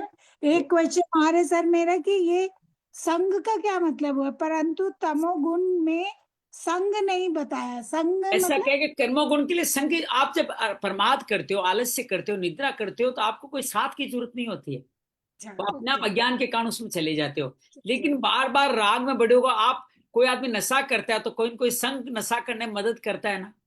हाँ, वैसे मतलब आप कोई सात्विक कर्म पार्टनर, करते हो, सेवा कोई करते हो, तो भी आपको संग चाहिए होता है। लेकिन संग मतलब ये किसी तमोगुण में संग चाहिए ही नहीं होता। सर संग का मतलब किसी और का साथ। हाँ, किसी और का साथ, किसी और का साथ लेना ही संग है। संग। किसी और का प्रमाद, आप निद्रा ले रहे हो, ज्ञान में रह रहे हो, प्रमाद कर रहे हो, आलस्य कर रहे हो, इसमें दूसरा क्या आपके सहयोगी बनेगा? आप स्वयं ही उसमें चले जाते हो। रजोगुण दूसरों की संगत से जाते हो, सत्व भी दूसरों की संग से करते हो। और ये संग एक कर्म का है, राग का भी संग है, आपके ज्ञान का भी संग है, सुख का भी संग है। ये कई तरह के संग है। व्यक्ति की तरफ मत देखो, अन्य चीजों का संग भी आपको बांधता है। लेकिन तमोगुण में कोई संग नहीं चाहिए होता, अज्ञान के कारण आदमी अपने आप जाता है। सर एक और क्वेश्चन कि ऐसे भगवान कह रहे हैं कि मैं ही बीज हूँ, मैं ही मतलब उत्पन्न। बीज प्रतप तो पिता, फिर हाँ, प्रकृति हाँ, पुरुष तीन। जब वो ही बीज है वो ही कर, तो वो अच्छे अच्छे लोग ही पैदा करे ना, वो फिर खराब लोग क्यों पैदा करे? भगवान ने बार बार ये कहा है कि मैं निर्लिप्त होकर के, उदासीन होकर, तटस्थ होकर के संरचना करता हूं।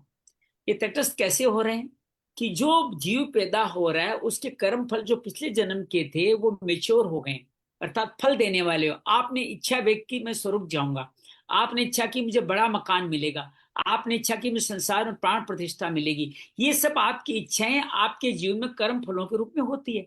तो भगवान क्या है, निरपेक्ष आदमी है, उदासीन, तटस्थ रहते हैं। जो आपकी जैसी इच्छा रही वैसा आपको जन्म देते हैं।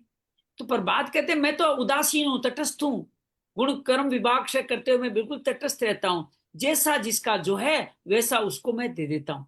मतलब जो संपत्ति जो आपने कमाई है ना, वो संपत्ति भगवान आपको देकर के जन्म लेने के लिए भेज देते हैं। तो ठीक। भगवान पूर्ण रूप से तटस्थ रहते हैं, वो कुछ नहीं करते। फल मेच्योर हुआ, आपको वैसा जीवन दे दिया।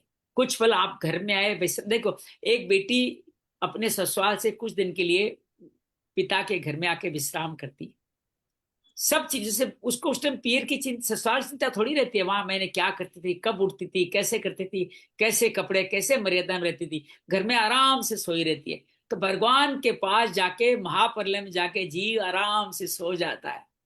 और जब जाने का समय आता है कि बेटी बहुत दिन हो गए, अब तेरे ससुराल वाले बुला रहे हैं, तुम जाओ, तो वो क्या करती, याद करती है अपने पिए ससुराल में क्या क्या चीज लेके जानी है, वहां कौन कौन है, क्या है, उनके लिए गिफ्ट खरीदती है, वो जो जो क्रिया वो करती है। वो जब ससुराल जाती है, ये जन्म है आपका, बेटी ससुराल जा रही वापस, तो भगवान कहते हैं अच्छा भाई विदा हो जाओ, जो जो तुमने किया है, जो जो चाहा है, मैंने सब कुछ तेरे साथ बांध दिया है। जो जो तुमने कहा मेरे ससुर जी के लिए भी कपड़े दो, मेरे देवर के लिए कपड़े दो, मुझे मिठाई दो, मुझे सर्दी का सामान दो, तो भगवान कहते सब बांध दिया तेने जो मांगा, जो अब तू जा अपने ससुराल जा। आप समझ गए बात को? बेटी की तरह विदा करते हैं भगवान, सब सामान देकर के हमें विदा करते हैं।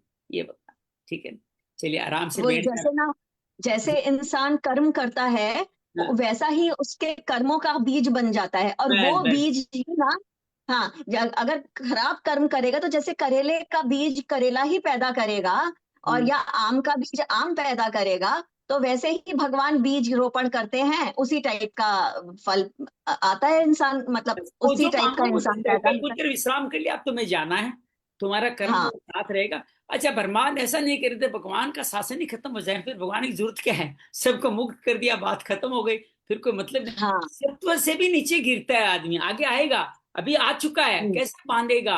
सुख की आसक्ति, ज्ञान की आसक्ति, मैं ज्ञानी हूं, मैं सुखी हूं, ये सात्विक से कमाया है, लेकिन इसका हमें आसक्ति हो गई, ये कर्म सुख की, ज्ञान की आसक्ति, मुझे श्रेय मिले, मैं पैसे वाला हूं, लोग मेरी इज्जत क्यों नहीं करते, ये सत्व से कमाया गया धन और ज्ञान भी आपको बंधन में बांधता है, आपको मुक्त नहीं होने देता। फिर कब रजोगुण में घुस जाओगे पता नहीं चलेगा, रजोगुण से आपके तमोगुण का रास्ता कब खुल जाएगा पता नहीं, आगे आएगा। तीनों गुण एक दूसरे को दबा करके बढ़ते हैं, तीनों गुण भाई नहीं है तीन, एक को बढ़ा बढ़ा के आगे बढ़ जाता है, कभी तमस दोनों को बढ़ा के आगे बढ़ता है, कभी सत्व दोनों को बढ़ा के आगे बढ़ता है, तो रजस दोनों गुणों को बढ़ा के आगे बढ़ता है। बड़ी गुणों की गाथा बड़ी अद्भुत है, ये समझ लें तो भगवान की माया को समझ जाएंगे। आइए ऐसे ही ना भैया जी मैंने ना ऑलमोस्ट बाजार की बनी हुई सारी मिठाइयों का ना त्याग कर दिया। हर साल अपने जन्मदिन पर मैं एक एक मिठाई छोड़ती गई थी पिछले कुछ सालों से, तो सारी मिठाइयों का त्याग कर दिया। अभी पिछले साल क्या हुआ कि बनारस मैं भी गई थी, तो वो दौलत की चाट देख सब लोग दौलत की चाट खा रहे थे कि भाई यहाँ की बहुत फेमस होती है, ये खाओ, बहुत फोर्स किया। लेकिन मैंने कहा कि एक बार त्याग कर दिया, मैं अब इसमें नहीं पढ़ूंगी। मतलब कि जो राग उत्पन्न होना चाहिए था ना, अब वो मेरे में उत्पन्न ही नहीं होता मिठाइयां देख करके। आसक्ति खत्म हो जाए तो अच्छा बात है, जब आसक्ति तक खत्म आसक्ति हो गई। बनी रहेगी तब तक सत्व गुण आपके लिए जिंदा है और आपके नीचे लाने का साधन बन सकता है। राग कर्मों में जी आसक्ति बार बार बढ़ना, लेकिन ऐसी घटनाओं का सम्मान कर लेना। जैसे मैंने कहा कि कल में मेहमान जो थे, हमारे मेजबान थे, उनके आग्रह से जी हमारी एक चीज खानी चाहिए खानी चाहिए, मैं चाहता तो जैसे आपने कहा वैसा भी कर सकता था, लेकिन मेरे मन में कहीं न कहीं उसका पूर्व अंश का राग था, इसलिए मैंने टच की। फिर उन्होंने कहा जी इसमें थोड़ा सा इसका दूध तो लीजिए, मैंने वो भी लेके टेस्ट ले लिया। ये हुआ क्या, जो इतने दिनों की तपस्या थी कि इनमें नहीं फंसना, वो तपस्या भंग हो गई। अब नया भंग हो क्रम गई। चालू हो गया। अब ये जो कल लिया है इसका असर भी कई चरणों तक रहने वाला है। अगला जब मौका आएगा तब आप क्या निर्णय लेते हो उस पर डिपेंड करेगा।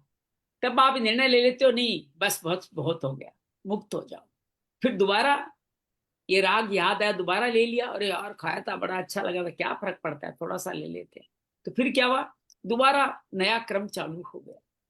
तो ये आसक्ति, सुख की आसक्ति, ये राग की आसक्ति, ये सब बंधन का है। आइए शरीर के माध्यम से तीनों गुणों को समझने का प्रयास करते हैं। स्थिर होके बैठ जाएं, नासिका के द्वारों पर ध्यान, अर्धन मूलित आंखों से प्राण अपान को सम करके इस क्षेत्र रूपी शरीर को देखें जो भगवान ने हम सब के लिए रचा है। हमारे कर्म फलों के आधार पर हमारे विकारों के साथ में इस पूरे क्षेत्र को रचा है। इसमें 24 तत्व भी है। सबसे स्थूल तत्व है पंच महाभूत और उसके साथ जुड़े हुए सूक्ष्म महाभूत। ये पंच महाभूत जो स्थूल हैं, पृथ्वी जल अग्नि वायु आकाश, यही पैरों से धड़ से नीचे का हिस्सा, जिसमें हमारे नीचे के पैर वगैरह हिस्सा, ये तमस का हिस्सा है। तो सारा ध्यान अपने नाभि से नीचे रखें, ये तमस का भाग है। ये पंच तत्वों के स्थूल तत्व से बना, ये तमोगुण का स्थान। इसी शरीर में आगे बढ़ते हैं, मध्य भाग में नाभि हृदय आदि ये क्षेत्र हमारी 5 कर्मेंद्रियों, हाथ पैर उपस्थ वायु मुंह, यही इसी में आते हैं। ये सब के सब रजोगुण के वाहक हैं। ये रजोगुण बढ़ाने का कार्य यही कर्मेंद्रियां ही हमारे को करती है। हमारे गले से ऊपर चलें तो वहां पे हमारी 5 ज्ञानेंद्रियां हैं, नासिका, जीभ, आंख, त्वचा और श्रवणेंद्रिया। और इन इंद्रियों के साथ इनके मालिक जुड़े हुए हैं मन बुद्धि चित्त अहंकार, ये चतुष्ट अंतःकरण, ये सत्व का स्थान।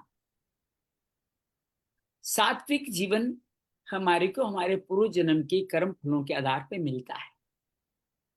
इस जीवन को जीना निर्मल में प्रकाश में है, भगवान की प्राप्ति सहज होते है, भगवान गुणातीत के बहुत नजदीक है। लेकिन इस कार्य को करते करते जो सात्विक में सुख लेने लग जाते हैं, धन का सुख हो, मान प्रतिष्ठा का सुख हो या ज्ञान वान होने पे ज्ञानी होने का जो मोह पैदा होता है, ये हमें सात्विक सुख की बंधना में डालता है। अर्थात हम सत्व में ही बने रहते हैं और फिर धीरे धीरे नीचे भी गिर जाते हैं, ऊपर जाने का रास्ता बंद हो जाता है जब इन सुख सात्विक सुख में बन जाते हैं। गहरी लंबी श्वास लें और छोड़ें। समस्त कर्मेंद्रियों द्वारा किए गए कर्म, इंद्रियों के विषय, गंध रस रूप स्पर्श, ये सब के सब मिल करके हमें सात्विक सुख का आभास कराते हैं, राजसिक सुख का आभास कराते हैं। ये राजसिक सुख जो लेते हैं, ये राजसिक सुख हम सबको राग में फंसाता है। एक वस्तु अच्छी लगी, दोबारा उसका सेवन किया, बार बार उसका सेवन करने की आसक्ति, तृष्णा आसक्ति, ये दोनों मिलके राग को पैदा करते हैं। राग बार बार इसी सात्विक सुख में हमें लगाता रहता है। अभी हम सात्विक सुख में किसी की हानि नहीं कर रहे हैं, अपनी हानि कर रहे हैं। उस राग के कारण आगे बढ़ने का रास्ता बंद हो जाता है। कहते हैं कि सत्व में बने रह करके प्राण त्यागने वाले को श्रीमानों के घर में जन्म मिलता है, योगी कुल में जन्म मिलता है। और रजस में बने रहकर जिसके दूसरे की हानि नहीं, अपने की हानि करी है, उससे में अगर आपकी प्राण त्यागते हो तो मनुष्य जन्म मिलता है। सत्व की से प्राप्ति, सत्व से गुणातीत होने का रास्ता ज्ञान योग के द्वारा है, और रजस से मुक्ति का रास्ता कर्म योग के द्वारा है। अर्थात ज्ञान बनकर के भी ज्ञान पाने का, और ज्ञान से जो सुख हासिल किया है उस पाने का अहंकार न होना, विवेक से ही ये सत्व की बंधनों से मुक्ति मिलेगी। और रजस के सत्वों की मुक्ति निष्काम भाव से, एककर्ता भाव से कर्म करने से मिलेगी। कर्म करना सत्व रजस नहीं है, कर्म में आसक्ति होना, उसका से बार बार उस राग को करना ही आसक्ति है। निष्काम कर्म करने से सत्व रजस में रहने वाला व्यक्ति भी भगवान को पा लेता है। बात करते हैं तमस की। तमस के 3 द्वार है जो अज्ञान से जुड़े हुए हैं: प्रमाद, आलस्य, निद्रा। जब आप सारा कार्य करने के बाद में अपने आप थोड़ा आलस्य आता है, वो आलस्य गलत नहीं है। दिन भर की थकावट के बाद शरीर निद्रा में जाता है, वो निद्रा गलत नहीं है। आप कार्यम कर्म न करो, लेकिन एक कार्यम कर्म न करो।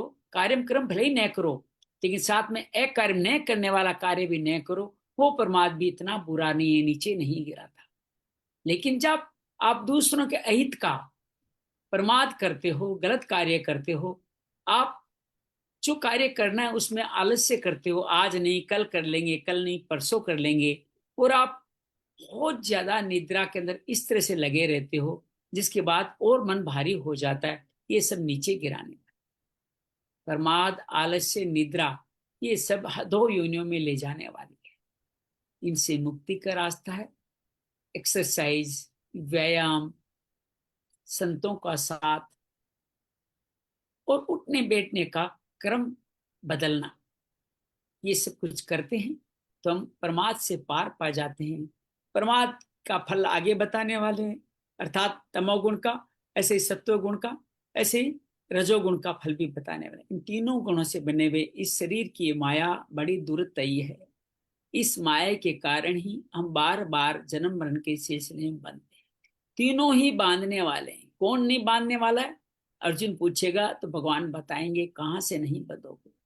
इस तीनों बंधनों को समझें, जानें और अपने स्वरूप से इनको त्याज्य समझते हुए आगे बढ़ते जाएं।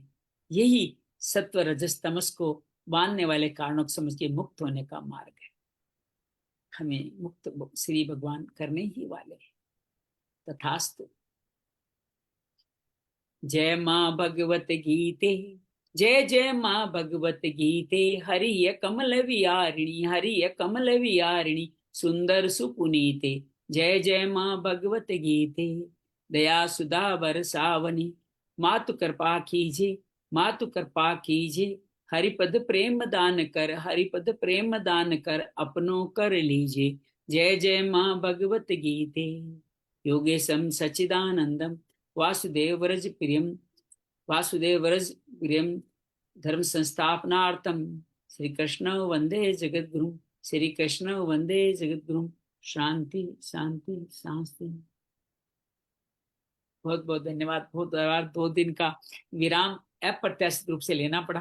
पहले दिन मैंने सोचा 6:30 7:30 करके 8:45 की फ्लाइट पकड़ लूंगा, लेकिन फ्लाइटों की इंडिगो की इतनी अफरा तफरी मची, कभी मैसेज आया कैंसिल है, दूसरी टिकट भी बना ली, फिर पता चला ये भी जा रही है, फिर भागे तो 1 घंटा, कब मेरे स्क्रीन ऑन करके 1 घंटा बीत गया और मैं वार्तालाप नहीं कर सका।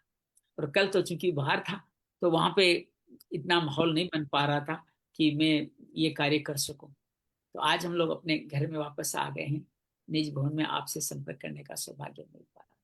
बहुत धन्यवाद, बहुत मंगल। जय श्री कृष्ण सर। जय श्री कृष्ण। जय श्री